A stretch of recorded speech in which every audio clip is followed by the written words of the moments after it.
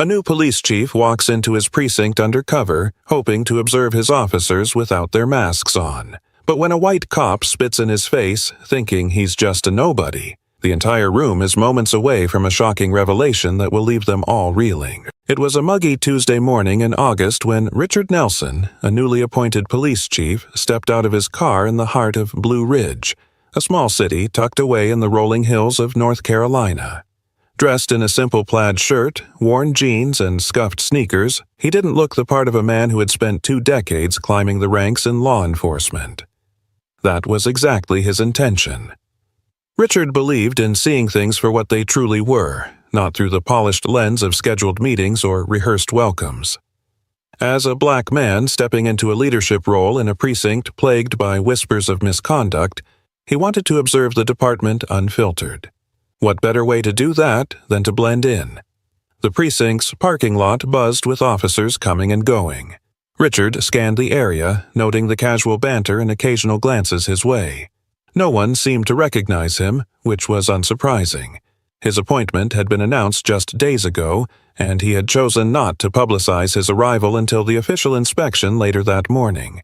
He adjusted the brim of his baseball cap and took a deep breath. The weight of his mission, to root out the toxicity festering within the department, pressed heavy on his shoulders. He was no stranger to resistance, but he knew this job would test him in ways he hadn't yet imagined. As he approached the building, the faint sound of laughter carried through the air. Richard stepped through the precinct's side entrance, unnoticed among the hum of casual chatter and ringing phones. The tiled floors glistened under harsh fluorescent lights, and the smell of stale coffee hung in the air. He walked slowly, observing the dynamics around him. Groups of officers huddled near desks, some swapping stories, others reviewing paperwork. No one paid him much attention, until he paused near the break room. "Hey, you!" A sharp voice cut through the noise. Richard turned to see a white officer striding toward him, a smug grin plastered on his face. His badge read Officer Daniels. Behind him, a few others leaned against the wall, watching with interest. Richard opened his mouth to speak, but Daniels didn't give him the chance. "Lost, are we? This isn't a shelter," the officer said, his tone dripping with condescension. "You need to take that mess somewhere else." Richard froze, the words landing like a punch. He wasn't sure whether to correct the man immediately or let the scene unfold further. Before he could decide, Daniels stepped closer, his voice rising for the benefit of his audience. "Didn't you hear me? Get out of here. We don't need people like you hanging around." Laughter erupted from the onlookers, and Richard clenched his jaw, his heart pounding. He tried to speak, but Daniels leaned in, his face inches away. Then, without warning, the officer spit, straight into Richard's face. Time seemed to stop. Richard's breath hitched as the warm saliva dripped down his cheek. Around him, the laughter grew louder. One officer slapped the table, doubling over in amusement, while another muttered something about showing the riffraff their place. Richard's mind raced. He could feel his pulse pounding in his ears, but he kept his composure. He reached into his pocket, pulling out a handkerchief to wipe his face, his movements slow and deliberate. "Is this how you treat everyone who walks through these doors?" he asked, his voice calm but firm. Daniels smirked. "Only the ones who don't belong here." The group burst into laughter again, but Richard said nothing. Instead, he turned and walked down the hallway, leaving the officers behind. As he headed toward the precinct's main office, an intercom crackled to life, calling all personnel to the briefing room. It was time. The briefing room was abuzz with chatter as officers filed in, some carrying coffee mugs, others laughing over inside jokes. Richard entered through a side door, now holding a folder that bore the precinct's official seal. He stood just out of view, watching the room fill with familiar faces, some still chuckling from the earlier incident. At the front of the room, Captain Harris, a stout man with a graying mustache, called for order. "All right, settle down, everyone. We've got an important introduction today." The officers quieted, their curiosity piqued.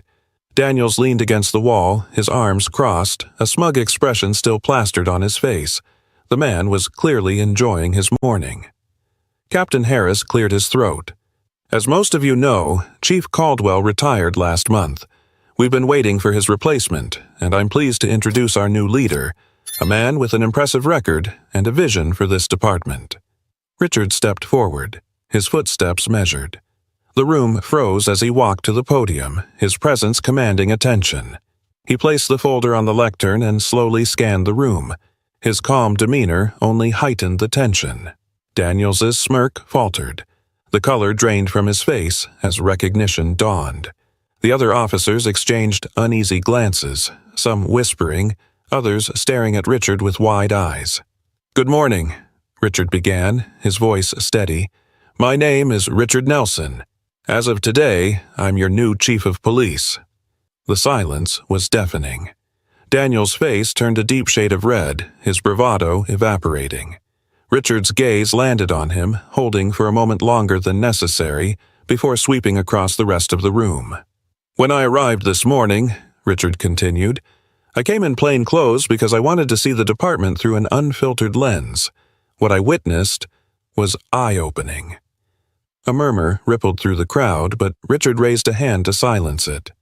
"In my brief time here, I've already seen behaviors that are not just unprofessional but downright unacceptable. Let me make one thing clear. The culture that has been allowed to fester here ends today." The room remained eerily quiet, the weight of his words sinking in. Daniels shifted uncomfortably, his eyes darting to the floor. Richard took a step closer to the edge of the podium, his tone sharp but controlled. "Respect is not optional. It's the foundation of what we do as law enforcement. Without it, we fail, not just each other, but the community we serve." He let the silence hang for a moment, watching the officers squirm under his gaze. "This morning, some of you laughed at what you thought was just another powerless man being put in his place. But let me remind you, everyone who walks through those doors deserves respect, whether they're wearing a badge or not." His words cut through the room like a blade. No one dared to move. Richard let the silence linger, his gaze unwavering. The tension in the room was palpable, each officer acutely aware of the weight of his words. Daniels shifted again, his discomfort evident as beads of sweat formed on his brow, but Richard wasn't done. "I understand that change is difficult," he said, his voice steady but laced with authority. "But let me be clear. There will be no tolerance for behavior that disrespects the dignity of any individual, whether they are a colleague, a civilian, or anyone else." He stepped down from the podium, walking slowly toward the officers. His presence was commanding, yet his tone carried a controlled intensity. "Officer Daniels," Richard said, stopping just a few feet away from the man. Daniels flinched, his bravado from earlier completely dissolved. "You," Richard continued, locking eyes with him, "represent everything that's broken in this department. When you spat in my face, it wasn't just me you disrespected. It was the badge, the oath, and the community we swore to protect." Daniels stammered, "Chief, I didn't know." "That's exactly the problem," Richard interrupted, his voice sharp. "You didn't care to know. You didn't take a moment to think before you acted, because you assumed that man standing in front of you didn't matter. And that assumption is why this department has lost the trust of the people it serves." The room remained silent, every officer frozen in place. Richard turned his attention to the rest of the group.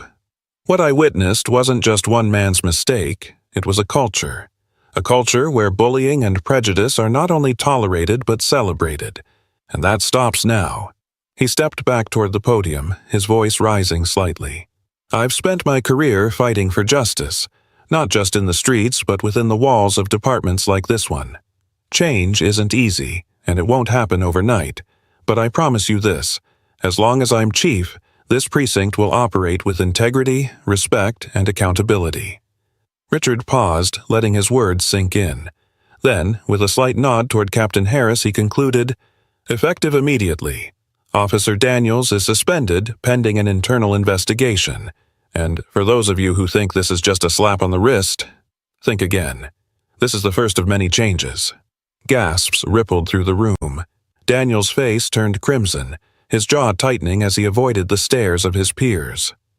Richard, unfazed, stood tall. "This isn't about punishment," he said firmly. "It's about setting a standard. If you're not willing to rise to it, this isn't the place for you." He glanced around the room one last time, his eyes locking with each officer's. "If you're ready to do better, to be better, then we'll move forward together. But know this, I will hold you accountable every step of the way." The meeting ended with a heavy silence, officers shuffling out of the room without their usual chatter. Richard remained at the podium for a moment, watching as Daniel stormed out, his face a mix of embarrassment and anger. The other officers avoided eye contact, their expressions ranging from guilt to quiet contemplation. Back in his office, Richard sat down at his desk, exhaling deeply. He knew this was just the beginning. Years of entrenched attitudes wouldn't change overnight, and for some, they might never change at all. But he hadn't come to Blue Ridge to make friends. He came to make a difference. The phone on his desk rang. It was Captain Harris. "Chief, I wanted to say, you handled that better than most would have," Harris said, his voice tentative. "Thanks, Captain," Richard replied, "but the real work starts now. I need a full review of Daniel's history on my desk by tomorrow. Complaints, incident reports, everything." "You've got it," Harris said before hesitating. "And, Chief, I think you shook a few of them today, in a good way." Richard hung up, allowing himself a brief moment of satisfaction before diving into the mountain of paperwork in front of him. Over the next few weeks, the precinct was a different place. Officers who once laughed at Daniel's antics now avoided him altogether, whispers of his suspension spreading through the department. Richard made it a point to walk the halls regularly, greeting everyone he passed, his presence a constant reminder of his leadership. Some officers took the change to heart. Officer Reyes, a younger recruit, approached Richard one day, admitting that she'd been complicit in the toxic culture out of fear of retaliation. "I want to do better, Chief," she said earnestly. "That's all I ask," Richard replied, his voice kind but firm. "It starts with you." But not everyone was willing to change. Daniels filed an appeal against his suspension, claiming unfair treatment. Richard held his ground, standing firm in his belief that accountability wasn't optional. The department's review uncovered a string of previous complaints against Daniels, ranging from excessive force to inappropriate comments. His appeal was denied, and Richard made it clear that the days of brushing misconduct under the rug were over. Despite the progress, Richard knew the road ahead would be long. Conversations about implicit bias and community relations were met with mixed reactions, but he remained undeterred. Each small victory, a recruit speaking up, an officer rethinking their approach, was a step toward something greater. One morning, Richard attended a community event where he met a young boy who shyly approached him. "Are you really the chief?" the boy asked, his eyes wide with wonder. "I am," Richard said with a smile. "My dad says the police don't care about us," the boy said, his voice barely above a whisper. Richard crouched down to meet his gaze. "I can't change the past, but I promise we're working to do better," he said gently. "And if you ever need help, you come find me, okay?" The boy nodded, a small smile breaking across his face. It was moments like this that reminded Richard why he had taken the job in the first place. By the end of his first year, the precinct was far from perfect, but it was undeniably different. Officers who couldn't adapt were gone, replaced by recruits who shared Richard's vision for a fair and respectful department. The community, once skeptical, began to see signs of change, a renewed effort to build trust and bridge divides. Richard stood in the precinct's main hallway one evening, watching as officers filed out after their shifts. The laughter and camaraderie felt different now, not at someone's expense, but genuine and inclusive. He knew there would always be challenges ahead, but for the first time he felt hopeful. Change was never easy, but it was worth every fight.